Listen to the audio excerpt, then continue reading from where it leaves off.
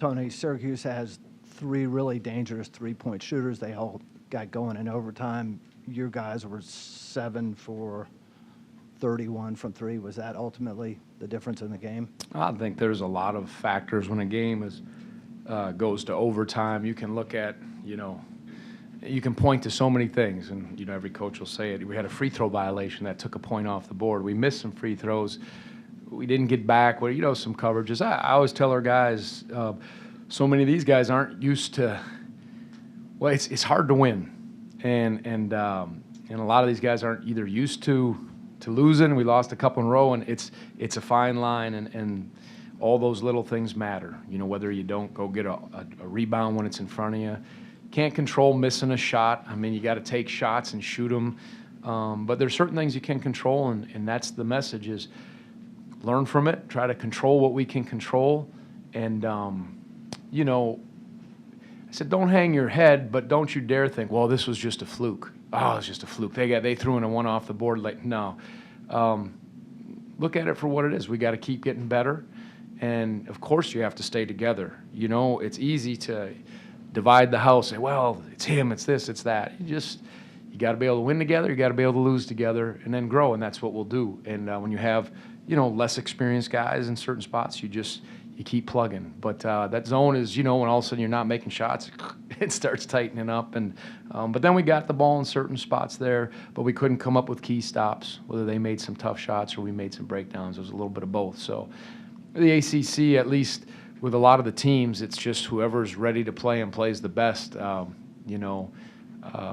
with most of the games. I mean, there's some teams it looks like at the top that have a little bit of luxury to not be on their game and still be successful, but a lot of the teams have to fight to play well to get victories. Tony, you go up 35-30 Yeah. there in the second half, and I think you missed your next 7 shots, and 6 of them were from 3. Were you happy with the selections there? Yeah, we got 8. I think it was about 8 stops in a row. So we buckled down, got some stops.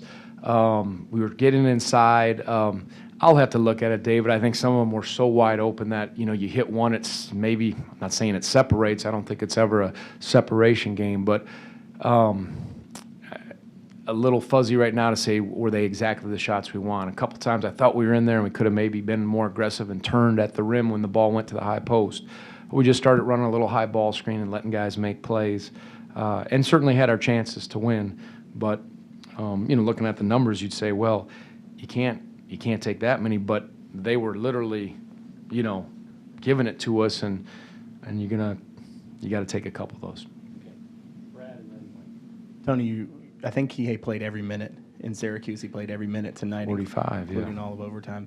What did you think of his game? I think he had 9 assists, and what did his heart mean for you guys? Yeah, no, he gets after that.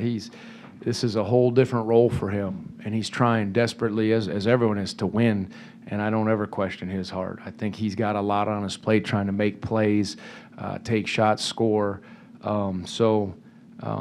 You can point and say, wow, a couple of those turnovers here and there. He's not going to play a perfect game, as no one will, but he feels it. He knows it. He wants it bad, and I think at times he's doing some really good things, and at times, sure, he's making some sophomore mistakes or second-year mistakes, but there's a lot of attention on him, and he's, we need him on the floor. 45 minutes is, of course, a lot, playing every minute against the Syracuse zone. Not saying it's not like you don't work, but it's a little more standing, a little more stagnant, and we went with that. And he's our leading three-point shooter, assist man, so he's got a lot on his plate. But when he's willed us to wins the ones we've won, and he's kept us in games. And then certainly there's times that he's broken down, but that's everyone.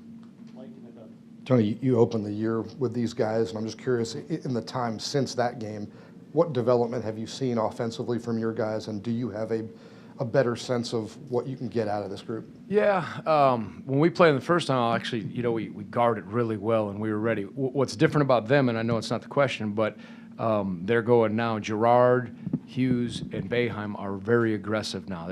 They got the green light to attack. They're skilled and tough, and they can, though they miss some, they're going to make some. You see some of those shots.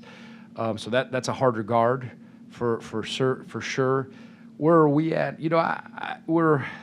our inexperience certainly shows at times. Sometimes our inability to stick a shot. Again, against this zone, you got to try to get to the high post, knock down some shots, get on the glass. 16 offensive rebounds was certainly very positive. But probably the same thing I said after the game. We're a work in progress, and we still are. Just trying to seek quality to the best of our ability and, prepare well and be ready for the next one. Is this relatively late for you to be settling on a lineup? I look at Cody and Casey combined 0 for 7. Yeah. What do you give Well, me? just are you still trying to find your way with different lineups? Yeah, I mean, I think there's obviously we're inconsistent with our sometimes, whether it's a defensive or offensive production from, everyone. That's all of us. So it's a little bit of, all right, who looks like they're on a little bit in that guard spot at times. And so, it's I wouldn't say we're absolutely settled on our lineup. I mean, obviously, the most experienced guys are starting to get some more minutes, but we're going to continue to give guys opportunities. Tony, you guys had entered allowing 14 threes combined in the first 4 ACC games.